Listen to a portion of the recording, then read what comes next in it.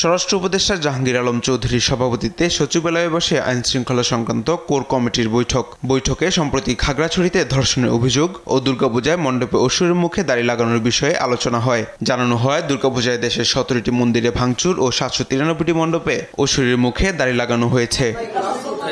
বৈঠক শেষে স্বরাষ্ট্র উপদেষ্টা বলেন, পলাতক ফ্যাসিস্ট ও তাদের দোসর বুদ্ধিজীবীদের মদদে অসুর প্রতিমার মুখে দাড়ি লাগিয়ে সাম্প্রদায়িক সম্প্রীতি নষ্ট করার চক্রান্ত ছিল। এর সঙ্গে প্রতিবেশী দেশে প্রতিমায় প্রধান উপদেষ্টাকে নিন্দনীয়ভাবে উপস্থাপনের যোগসূত্র দেখছেন তিনি। আমি বুঝি নির্মাণের শিল্প, সালাম স্টিল বোঝে ডিউরেবিলিটি। সালাম স্টিল মোস্ট ডিউরেবল স্টিল। শৃঙ্খলা রক্ষাকারী বাহিনী সক্রিয় ভূমিকা, গোয়েন্দা সমস্যার সময় কড়া নজরদারি, দুর্গাপূজা উদযাপনের জন্য গঠিত পূজা মণ্ডপ কমিটির সহযোগিতা এবং আপনাদের সহযোগিতায় আমরা এই কুচক্রীদের চক্রান্ত নস্যাৎ করতে সক্ষম হয়েছি। ধর্ষণের অভিযোগ তুলে পার্বত্য চট্টগ্রামকে অশান্ত করার অপচেষ্টা হয়েছিল বলে মনে করেন স্বরাষ্ট্র উপদেষ্টা।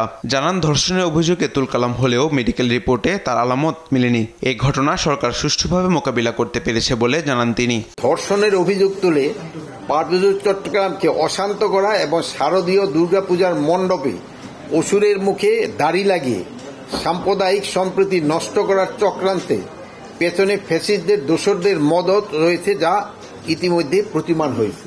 নর্থ সাউথ বিশ্ববিদ্যালয়ে কোরআন অবমাননার ঘটনায় আটক শিক্ষার্থীর বিষয়ে অনুসন্ধান চলছে বলেও জানান স্বরাষ্ট্র উপদেষ্টা। তামিম মাহবুব, দেশ টিভি, ঢাকা।